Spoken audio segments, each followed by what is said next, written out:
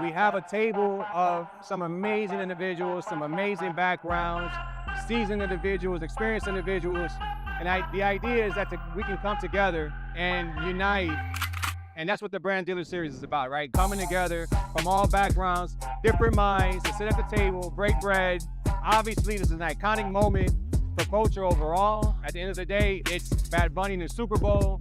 But what does that mean, and how does that impact, and how does that affect all of us and all of our backgrounds on a daily basis moving forward, right?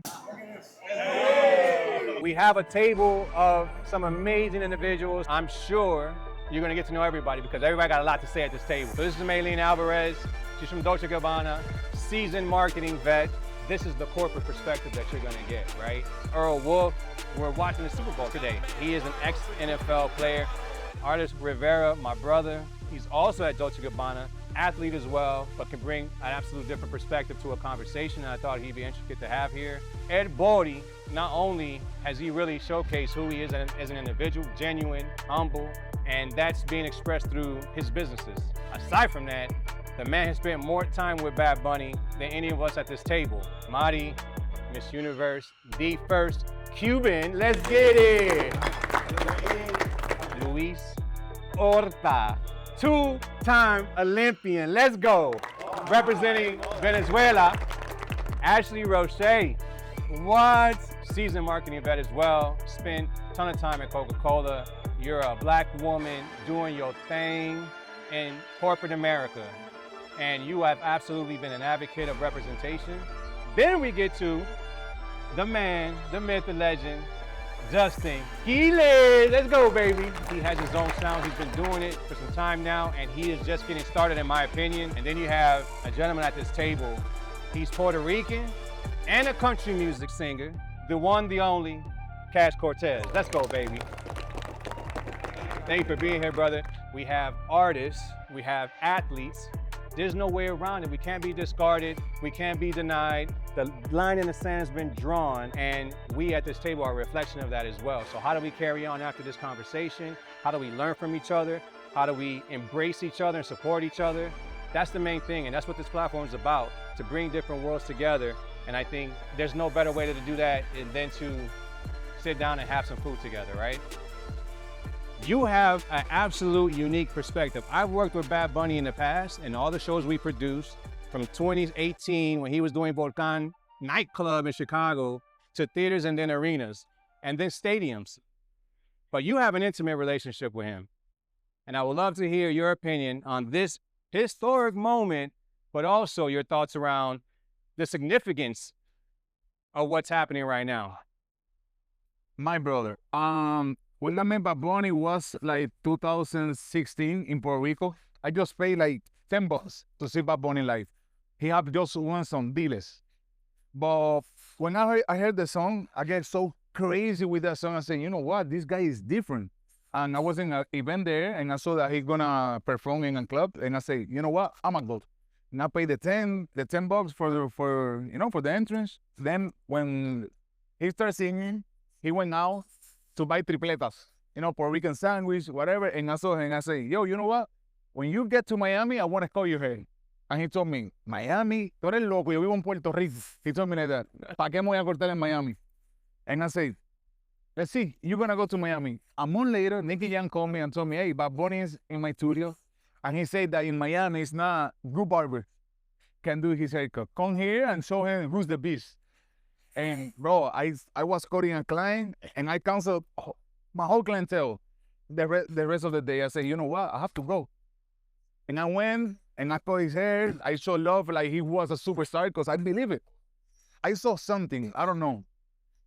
When I was cutting his hair, this is the funniest part. He told me, oh, I'm so hungry. And like I always say, what do you like to eat? He told me, I want pizza. And I told him, okay, I find you the best pizza in Miami. He told me, okay, we are 10 people, 10 person. Order for 10 person, whatever. The amount of money that I have to pay was 300. And he told me, $300 for a pizza? You crazy. Nicky Jam paid that day, the pizza. Long story short, bro, I think Bad Bunny don't ever expect that he's gonna be this big, The 3 years in a row that I worked with Bad Bunny was amazing. Amazing, bro. I think he showed me that, and now he's the biggest artist in the world. And what I see is he's still with the same people that when he started. He got his same assistant, same manager, everything is the same.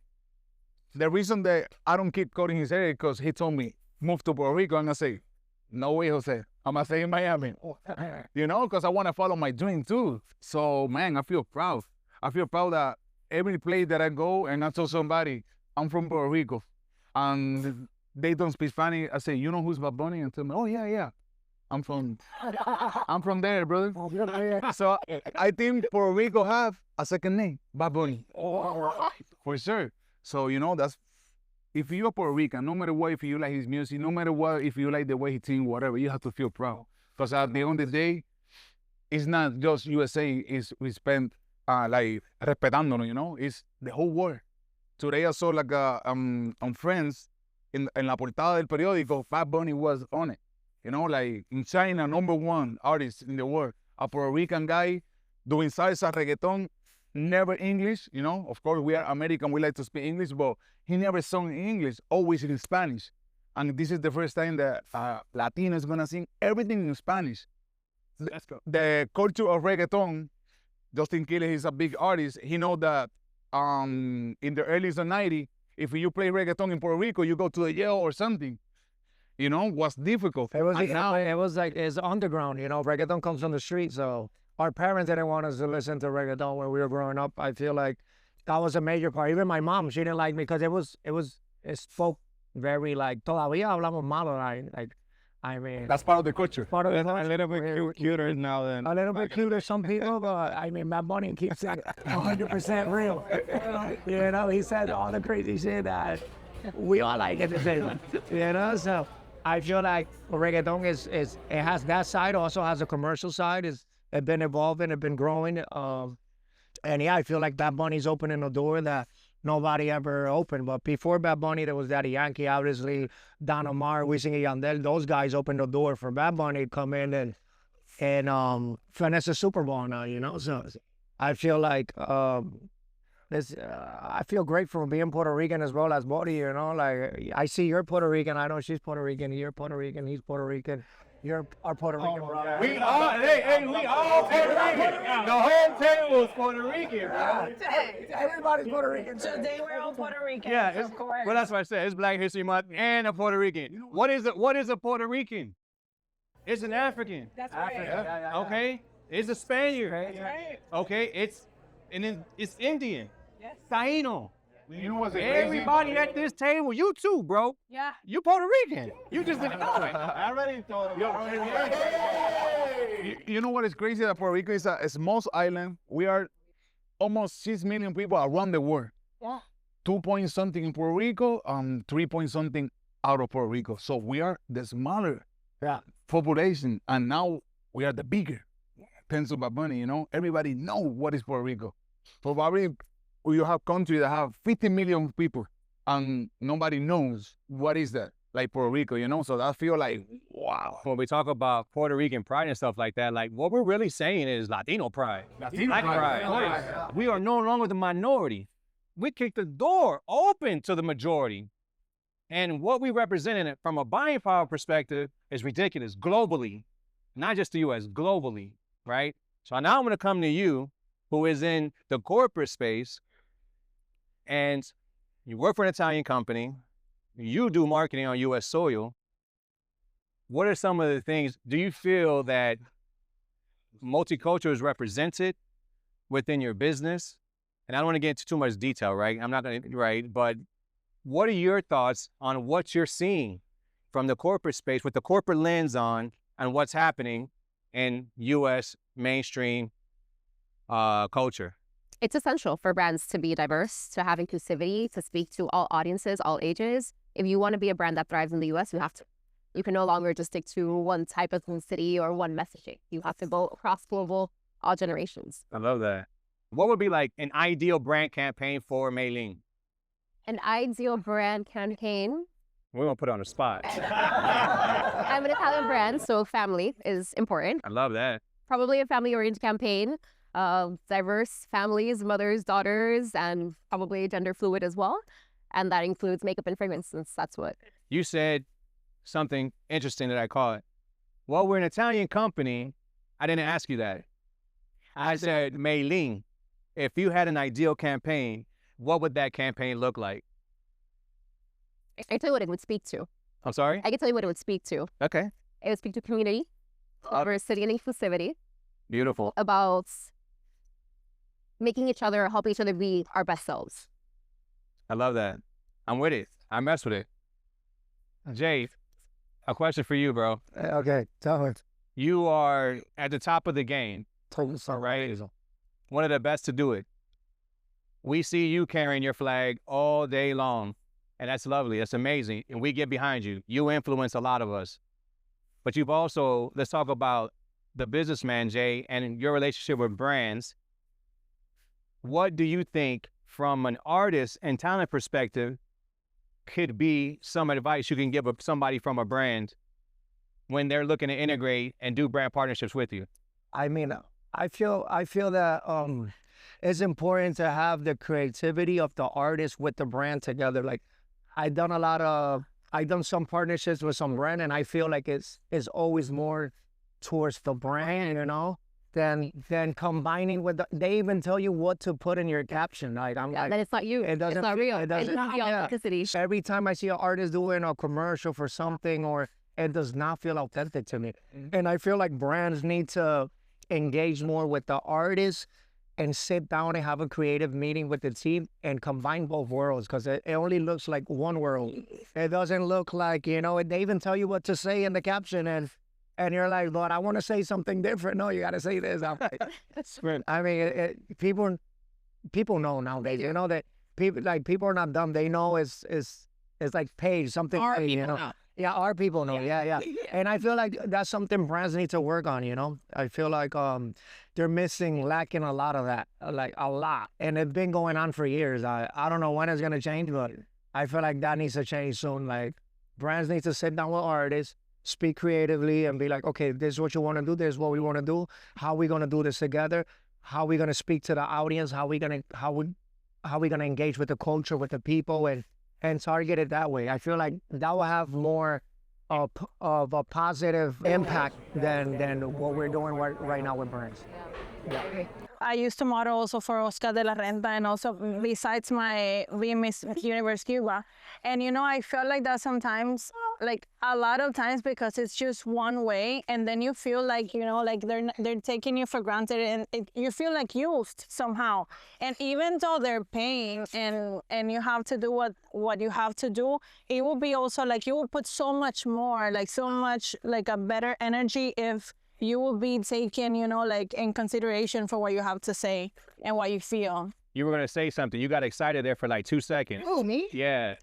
Well, because I believe in authenticity to tell our stories, right? So I'm a storyteller. I believe in data and insights. Sorry, I'm very corporate. I wouldn't want to lose any type of talent in any type of, you know, campaign that doesn't believe in my brand, because then it doesn't come off authentic, and people can see through that shit. Yeah. Like, it's corny. Yeah. You know what I'm saying? So I feel very passionate about, like, the brief is, do you consume my product? Like, if you don't love, I mean, you might not love Jameson. I worked on Jameson for 3.5 years, and I like local cultural marketing for them. And if you don't at least love whiskey, I'm not working anymore.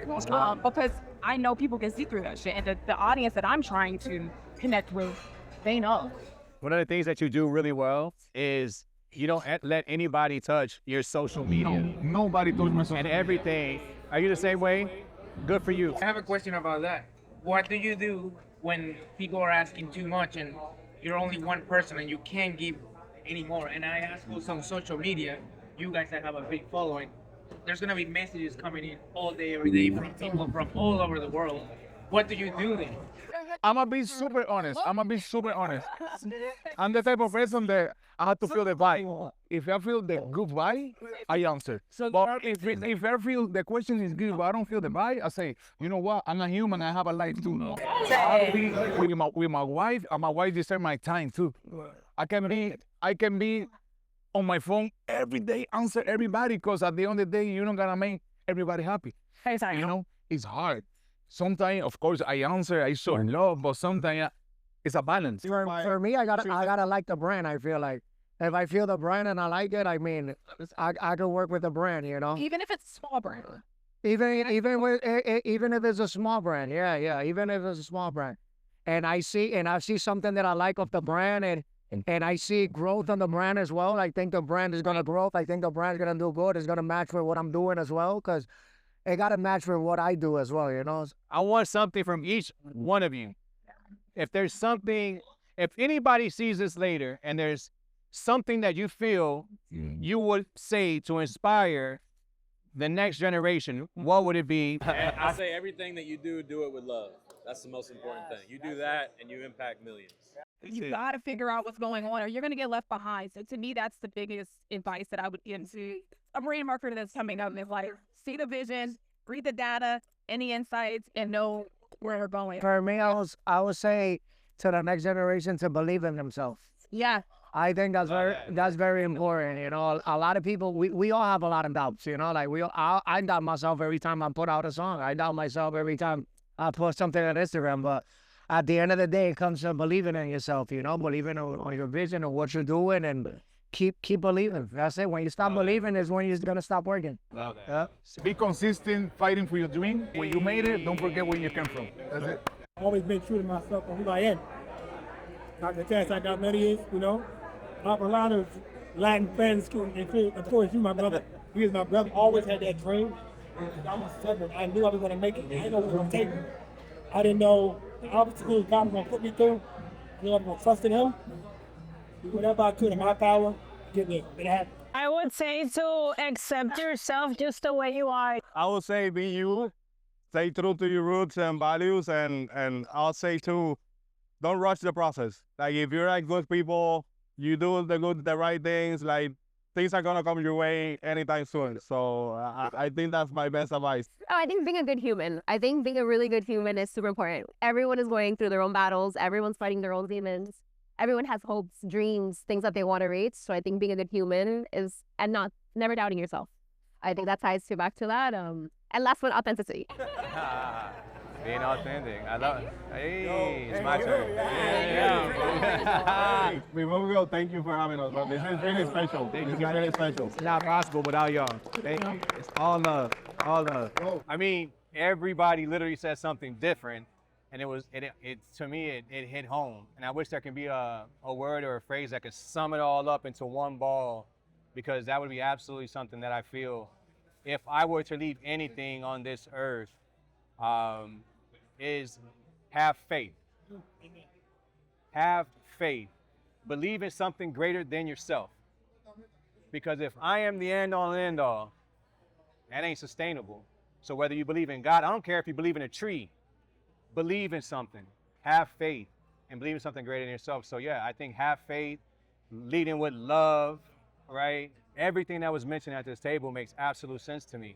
And this is how I get fulfillment. This is not about money. This is not about likes and things of that nature. This is about really humanizing who we are, because we are all leaders in our own right. But how can we come down from outer space, because that's where we operate the majority of the time, to the ground level and really interact and really learn from each other? That's fulfillment. And then how do I apply that in service and serve others to impact their lives in a positive way, right? So if we're gonna take away anything from this conversation, aside from just a bunch of amazing human beings getting together, let's not stop here. Let's really focus on what we can do to play our part, play our role, to continue to make this fucking planet a better place. Bottom line. It's as simple as that. And have faith along the way. Thank y'all and appreciate y'all. We have some champagne to celebrate the moment. This is at the end of the day a fucking party. So let's celebrate. Let's have a good time. All right, let's live in this moment. Appreciate y'all. Now we can play great. Let's go. Do us the honors, Jay. Look at this. Hey. You saw that flicker? Appreciate y'all. Love everyone here. Into the next one. Let's go. Hey. Let's go.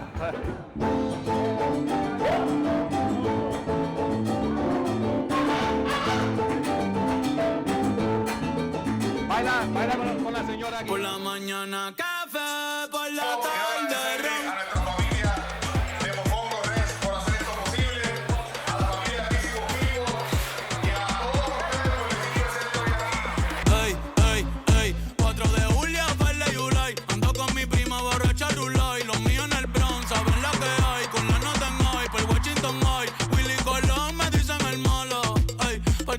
Los años y sigo dando palos, vendiendo discos, pero debí tirar más fotos de cuando te tuve. Debí darte más besos y abrazos las veces que pude. Ojalá que los míos nunca se muden.